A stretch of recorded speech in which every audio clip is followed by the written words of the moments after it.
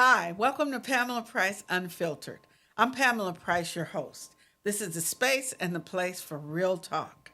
This podcast is all about raw, unfiltered conversations on politics, law, culture, education, systemic racism, and current events impacting our world. We'll go beyond the headlines to dive deep into the most pressing issues that impact our communities, our families, and real people. My goal is to help you navigate the complexities of today's world. Each episode will tackle an issue, breaking it down in a way that's honest, informative, and actionable. We'll hear from community leaders, lawyers, activists, educators, healers, and everyday people on the front lines of change. For those tuning in for the first time, I'm Pamela Price, a civil rights lawyer, an advocate, a political activist, and a champion of justice. Welcome to Pamela Price Unfiltered. Let's talk about it. All right, today we're talking about Oakland politics, and my special guest is Pamela Drake. Pamela Drake has written extensively about recent events and politics in the city of Oakland. I know her from her activism, establishing the Oakland Police Commission, serving as an elected member of the Alameda County Democratic Party Central Committee, where she served multiple terms, and her service as the political director for the Wellstone Democratic Club. She raised her two children in Oakland and in the last decades has worked for 3 city council persons and 1 mayor, and can be found on Substack, pameladrake.substack.com. Pamela Drake grew up in the suburbs of Philadelphia, attended San Francisco State, where she became an activist. We are lucky to have Pam here today to talk about what's happening in Oakland in the midst of a special election for the mayor. Full transparency, Pamela Drake is actively supporting the candidacy of former Congresswoman Barbara Lee. So let's talk about it. Pam, thank you. Welcome to Pamela Price Unfiltered. 2 Pamelas Unfiltered. Yes. we definitely are both unfiltered, and folks have gotten used to that. Yeah. Yeah. So thank you again. One of my listeners made this statement that Alameda County, quote, Alameda County is a totally dysfunctional economic and political train wreck. And that person lives in Oakland. So that's really the Oakland sentimentality of some folks in our city. One thing I know that people have a hard time understanding is the difference between Alameda County and Oakland. So I want to specifically focus and ask you, based on your experience, what do you think about that statement as it applies to Oakland? Well, I try to be patient, although I don't feel it all the time, but I understand that we have been through a lot. Really, everywhere in this country, we've been through a lot, and people think it's just personally their area that suffered. People always make it very personal. And we have suffered a lot in Oakland, and right now we're fairly leaderless. And that was what Oakland decided to do. So we have our good times and our bad times, and the times aren't going to get better real fast because of what the federal government's going to do to us. But it's funny that most people blame the city council for everything that goes wrong. A lot of things happen at the county level, but people don't know what county supervisors and what county government does. So they don't know to go there and try to get some answers.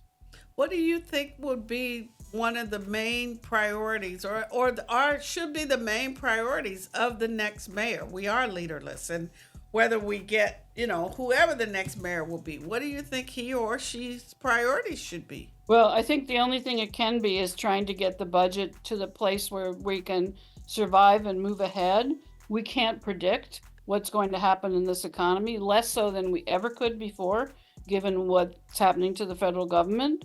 So we have to do our best to be able to serve people, help their needs at the same time we don't have a lot of money coming in. So that's the important thing, is that this mayor has to be able to pull people together, not divide them, so that they can bite the bullet and be willing to make some hard decisions, not all of which will be popular.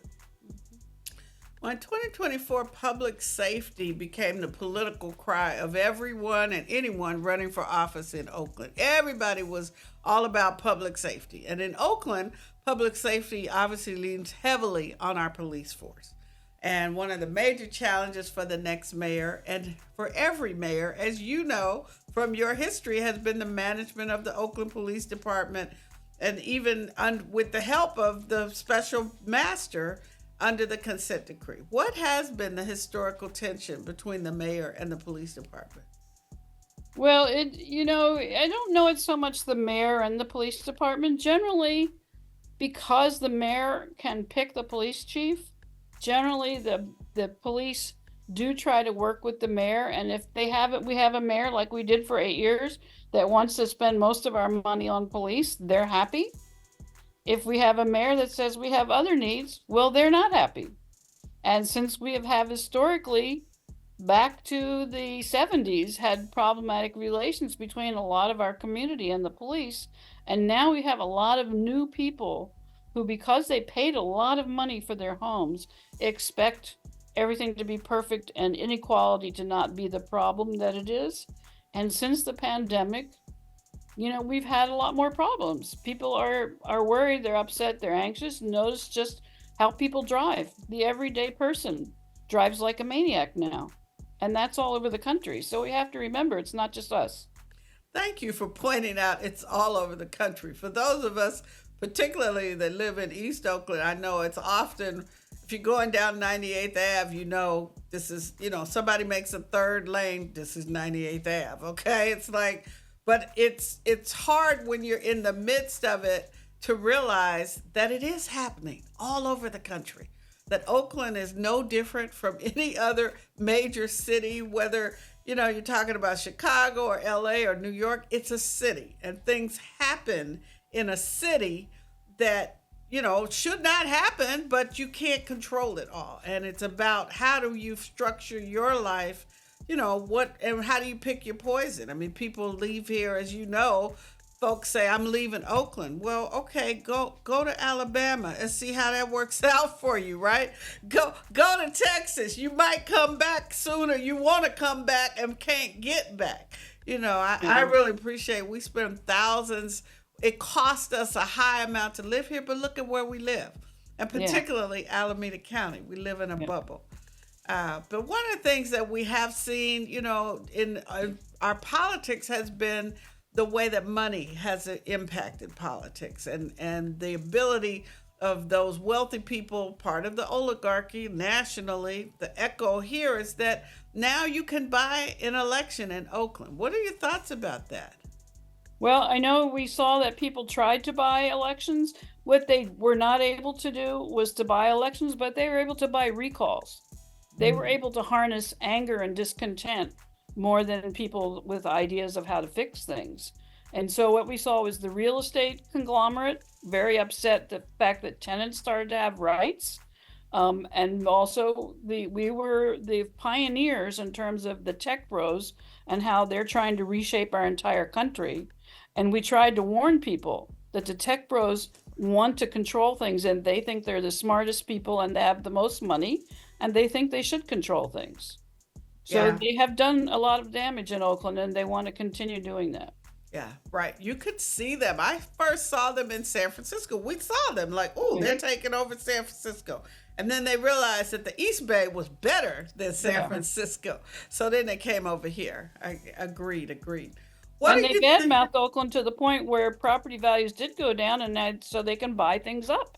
Knowing that it's eventually going to be worth a lot more. Right, exactly. Well, how did we get to the point where every dollar in the budget is prioritized for police and fire? It's hard to explain. I'm not even sure I understand it myself. I think fire is really important. We've suffered tremendously from terrible fires. We know more about, the rest of California learned about fires what we already knew. Right. After our big firestorm in 1991. 1991, that's right. We have never really been able to get control of the police budget. And for the most part, we haven't had political leaders who tried to do that.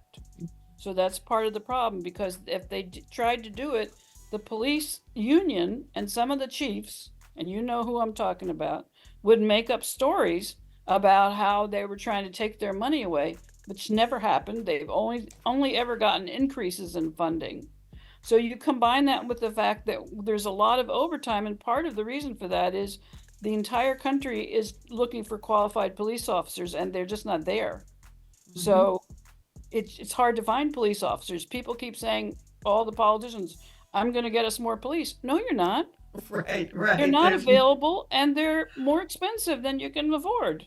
Right, right. Yeah. And certainly with Oakland's reputation, it would be extremely difficult to recruit people to come here. There needs to be a sea change, certainly in my view, in the culture of the department as well as the leadership and what the goals are and how we actually, what types of modern police techniques are actually being embraced in our city. And you're right, we didn't have, we don't have a mayor for a year. We didn't have a police chief. So we're just really behind the ball, still trying to recover from COVID. And there's a lot of improvement that needs to be made for sure. So I just want to shift briefly from the Oakland politics to the Democratic Party. Right now, the whole country is pretty much fed up with the Democratic Party, right? And you published a comment on the party that you said, a quote, which was, the Democratic Party is an exhausted and empty shell, a corpse sucked to the very edge of death by moneyed donors, a pale jumble of consulting firms trying to sell unflavored broth at the Gumbo Festival. The president dons a neon suit and prepares for live televised executions of evil gang members, and the Democrats knit their eyebrows and issue press releases saying, while we all agree that crime is an important issue, the president's methods are simply out of the mainstream. One party is out to kill, and the other is waiting for its leaders to die. Well, I wish I had written that. I actually got that from another writer on Substack, Hamilton Nolan, and I thought it was a great quote because I heard that the DNC had a big convention that they all get together, and really what it was a convention, a vendors convention. Consultants trying to sell the same old wares, and a lot of the Democratic leaders there just to buy those wares and try to sell them to us again. And nobody is buying it. And if you look at what happened to Al Green, was it last night or the night before? It was last night, I think. Last night? I mean, no, it was night before. It just still seems so fresh in my head. Apparently, the Democrats, who our favorite guy threatened that they were going to hoot and holler and make a big fuss, and that was Eric Swalwell, who I'm sure was sitting under the furniture somewhere sucking his thumb instead. But the only person that did say anything was Al Green. Right. And he's an older black man from Texas. And they decided to throw him out. Now, Marjorie Taylor Greene and Lauren Boebert, they were nasty, nasty, nasty to Biden. We had a Supreme Court justice that was nasty. It was a Supreme Court justice to Barack Obama. No one got thrown out. Al Green got thrown out. The Democrats, I watched them sitting behind him, said nothing. And 10 of them today voted with the Republicans to censure him. Right. Who do we have representing us then? Yeah. We don't have Democrats that we can hold accountable. That is both nationally and locally. We are not holding them accountable, and they are not recognizing the House is on fire. Right. We are living in a fascist regime. These folks are destroying the government, and you're right. I mean, they're sitting there playing tiddlywinks while the fascists are running wild and destroying everything. Yeah. And so it is so disturbing to see, what happened to Representative Green, to see the kind of insults that, and the Republicans will never criticize Trump, right? They are absolutely going to stand behind him, no matter how crazy he is. Right. Well, apparently the Democrats are too. Yes, because apparently they are too. Well, no, the Democrats are scared of their own shadows. That's actually, you don't even need to bring Trump into the room. You just need to say, oh my gosh, you might have to object. Right. Oh, they all say, let's wait until the midterms. We won't have a country by the midterms. Right. He's already told us before he was elected, this will be the last time you get to vote. He said that. This will be the last election we ever have. And so, the notion that we can wait another 2 years while they just dismantle the government, disrupt everything is ridiculous. Yeah. And it is not a time for fear. It is not a time for complacency or complicity. It is not a time when the Democrats can say, oh, we can't really criticize other Democrats, or we can't say this, or we can't do that. Every Democratic Party leader that calls him or herself a leader should be out connecting with their community, connecting with the grassroots, and helping us to mobilize so that we will have an alternative when he just absolutely implodes this government. Yeah. That's my view of it, raw and unfiltered. Well, I'm one of the 36 million out of the 72 million getting Social Security who depends on Social Security. Right. And if they think I can wait 2 years to eat, well, maybe they just don't care about me any more than the Republicans do, and that's what I have to accept, and we have to fight for ourselves. If while we're fighting for ourselves, we end up creating a new part of the party, we'll maybe have some people who can take over the party, because these guys are going to die off. God knows they should have been already, but some of the younger ones don't show any spirit either. Hakeem Jeffries hasn't shown me a damn thing yet.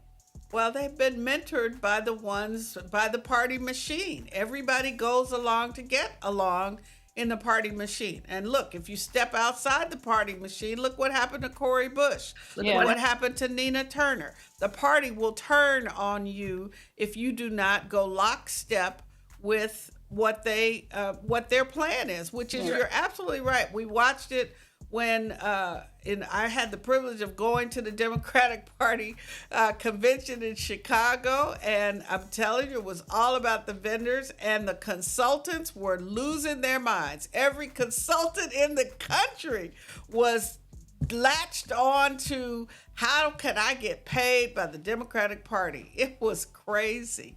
How can I get Liz Cheney in front of more faces, for crying out loud, in my home state of Pennsylvania? I mean, sad that they thought that Liz Cheney could win it for the Democrats. I don't know what they're eating or drinking, or that they, more importantly, that they could ignore the issue of Palestine. Right. That they could ignore the genocide in Gaza. Right. And still just pretend like we were not watching and paying attention. I love how you have on your email, keep talking about Palestine. I try to always remember to add that to the bottom of my post, because it's too easy for us to. I just was looking on X. I'm still on there doing battle before I signed on, and I saw a picture that I can't forget of two little boys that were dead, and toddlers, and my grandson looks just like those little boys. They're all the same little brown and black bodies that are dying around the world. Right. And I can't bear it. Right. Somebody has to answer for that. Yeah. Well, and we're answering for it because Kamala couldn't get elected because she couldn't open her mouth about it. Yeah, she would not say enough.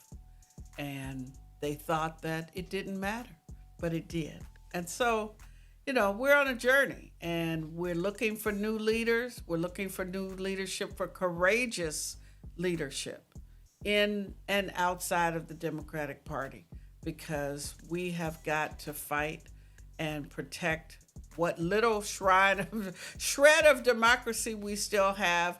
But more importantly, it's about protecting our communities, protecting our seniors who need, the benefits that you worked your whole life for, right?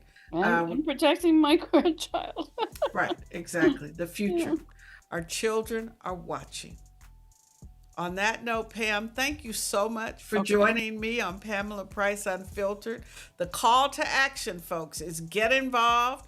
Hold your Democratic Party representatives accountable. Don't let them cower under the chairs or sit by silently in the middle of this crisis. All right, Pam. Thank you so much. Thank you. Welcome back to Pamela Price Unfiltered.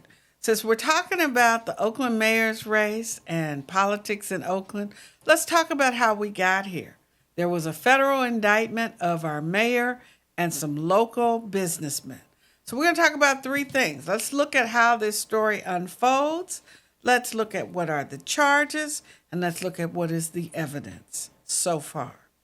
The story allegedly begins on October 7th, 2022, when Mario Juarez meets with then candidate Sheng Thao to discuss the purchase of housing units from a housing company owned by Mario and the Duong family.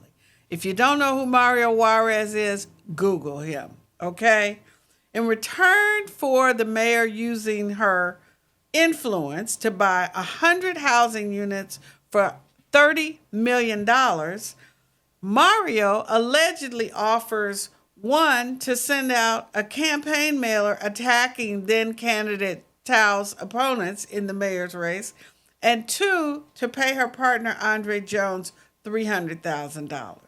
According to the federal indictment, Mayor Thao connects Mario with Andre Jones the next day, October the 8th, via text message. The indictment alleges that Mario and Andy Duong met with the mayor at a fundraiser, the candidate Thao, at a fundraiser on October 11th, 2022, where they finalized the deal.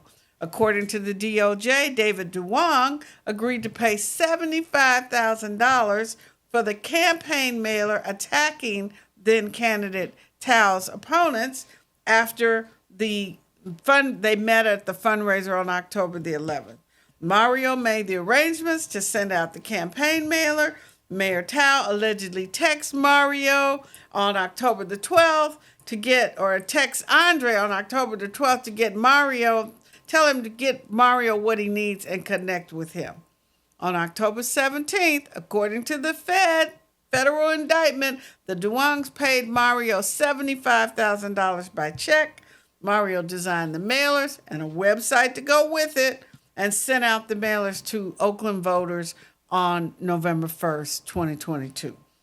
There's an interesting tidbit in the complaint in paragraph 25, because what happened, the mayoral election was held on November 8th, 2022. Thao was declared the winner on or about November 21st, 2022. And on or about November 18th, however, 2022, according to paragraph 25 of the indictment, Mario and Andy Duong exchanged text messages regarding the election. When it became evident that Thao was going to win the mayoral race and that another individual was winning the race in the Alameda County District Attorney's race, Mario texts to Andy, so we may go to jail, but we are $100 million richer. Andy responded, money buys everything. And Mario replied, you're right. Plus, we have a 10-year extension to the recycling company. So they seem to be concerned about the fact that Terry Wiley, their candidate, had lost the DA's election. But I digress. After post-election, the indictment alleges that Mario made a series of payments to Andre Jones. December of 2022, $2,500, $5,000, $2,500. January of 2023, $5,000 and $5,000. Following these payments, the DOJ alleges a series of meetings in March and April of 2023 between then Mayor Thao, Mario, Andre Jones, and the Duongs, where they continued to plan how the city would buy these housing units and Andre would get paid. The indictment alleges that in April, Mario paid Andre Jones another $5,000, and then the housing company paid him $35,000. The indictment alleges that in order to make sure the housing company got the contract for the $30 million, Mario arranged through then Mayor Thao to have Larry Gallegos appointed as interim deputy director of housing and community development. Now, make a note, there's no allegation that Larry Gallegos had or evidence that he did anything wrong or that he even knew about the scheme. Then there was the summer trip to Vietnam that was sponsored by the Vietnamese Business Association, of which the Duongs are prominent members. And both Thao and Jones went on the trip and had some of their trip expenses paid by the association. On November 28th, 2023, the board of directors of the housing company, which is Mario, Andy, and David Duong, had a board meeting and they discussed their deal with Mayor Thao. The next day, the indictment alleges that Andre Jones met with David Duong and gave him a check for $35,000. Finally, the story ends in June of 2024 when the FBI interviews Andy Duong on June the 24th, and he allegedly denies any knowledge of any payments to Jones. So there are 8 counts in the indictment. Count 1, conspiracy to commit bribery. All 4 defendants are in there. Count 2, bribery and aiding and abetting bribery. That count is only alleged against then former Mayor Thao and Andre Jones. It alleges that they solicited and accepted bribes, $75,000 for the mailer and $95,000 in payments to Andre Jones. Count 3, bribery, aiding and abetting bribery. That's against David and Andy Duong. Count 4, conspiracy to commit mail and wire fraud. All 4 defendants are named in that. And interesting, what is really significant about that count 4, 5, 6, and 7 are all based on the fraud perpetuated on the voters of Oakland. It is a scheme to defraud the people of Oakland, is what is actually alleged in count 4. It's a conspiracy to commit mail and wire fraud. Count 5 is mail fraud and aiding and abetting. Count 6 is wire fraud and aiding and abetting. And that's based on the April 28th, 2023 payment of $35,000 to Andre Jones. Count 7 is wire fraud and aiding and abetting based on the November 29th, 2023 payment of $35,000 to Andre Jones. So all 4 defendants are named in those counts. Count 8, false statements to a federal agency. That's against Andy Duong based on his FBI interview in June of 2024. So what's the evidence so far? The FBI says they have text messages, phone records, checks and bank account records, the negative campaign mailer that Mario sent out, the website that Mario created, a recording of the November 2023 board meeting with Mario and the Duongs, the appointment of Larry Gallegos, and Mario Juarez singing like a bird to save his own skin. So there you have it. Will the case make it to court? Who knows? Will Donald Trump pardon David Duong and his son and all of their associates? David Duong received special permission to go see Donald Trump at the inauguration in D.C. after the indictment was unsealed. So we'll see. Maybe he'll get a pardon. Thank you for watching Pamela Price Unfiltered. Let's move on to correct the record. I am not the mayor of Oakland. How many times did I have to say that in 2023? Why did that matter? Because Oakland needed a scapegoat. Let's talk about it. What does the DA do about crime? The district attorney decides whether to file criminal charges and how to pursue the case. The police do not file charges or decide what charges to file or how the case should be prosecuted. The police are not lawyers. The district attorney is not a police officer, a probation officer, or a judge. The district attorney is not responsible for arresting anyone, imprisoning anyone, or releasing anyone. The police send a report about someone suspected of a crime to the DA's office for review and consideration about potential charges. The deputy district attorneys make decisions based on the reports they receive from the police. A deputy DA may decide not to file a case for a number of reasons, such as pretrial diversion, insufficient evidence, further investigation needed, where the conduct did not rise to the level of a crime, or some other alternatives available, such as probation or parole revocations. In 2023, as soon as I became the district attorney of Alameda County, Oakland did not have a police chief. Then Mayor Sheng Thao fired the police chief. She put him on administrative leave in January, and she fired him in February. And so for all of 2023, Oakland had an interim placeholder police chief and did not have leadership to move forward. At the same time, Oakland was subjected to a crime wave that was not found or felt in any other part of Alameda County in the same way. Bipping, car burglary, for those who don't know what bipping is, okay, was not a thing in Livermore or Alameda or Albany or Union City or most parts of Alameda County outside of Oakland. The rash of dangerous carjackings that terrorized the residents of Oakland with very limited police responses in 2023 did not occur in other parts of Alameda County. Yet, in 2023, Oaklanders felt like the DA was the person responsible for all of the crime in our city. Oakland needed a scapegoat. Never mind that this was not happening in Alameda or Fremont or Hayward or Livermore, Emeryville, or even Berkeley.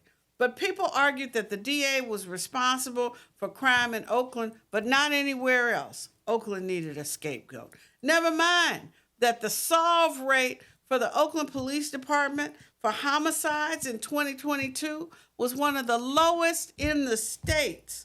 27% of homicides, that's less than 30% of all homicides, have been solved in 2022.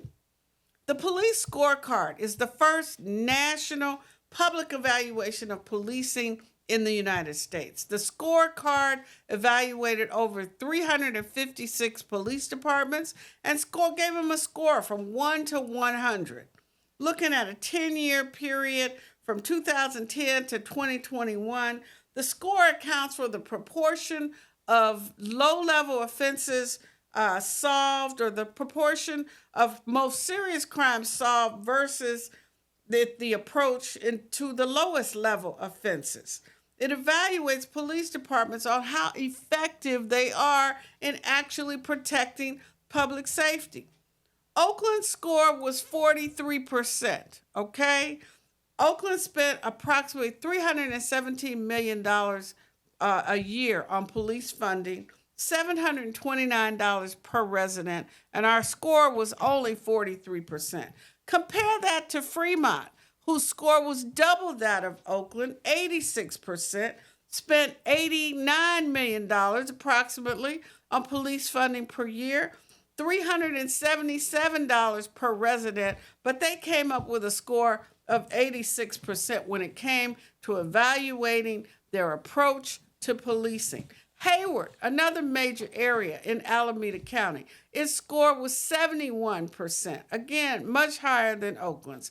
Hayward spent about $73 million on average over that time period, and at $481 per resident. Alameda, small city, but right next door to Oakland, its score was 66%. Spent about $31 million per year on police funding, $395 per resident, got a score of 66%. Berkeley's score was 47%.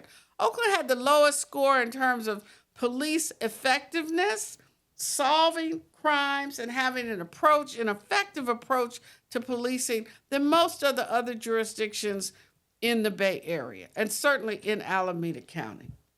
So what's the call to action, Oakland?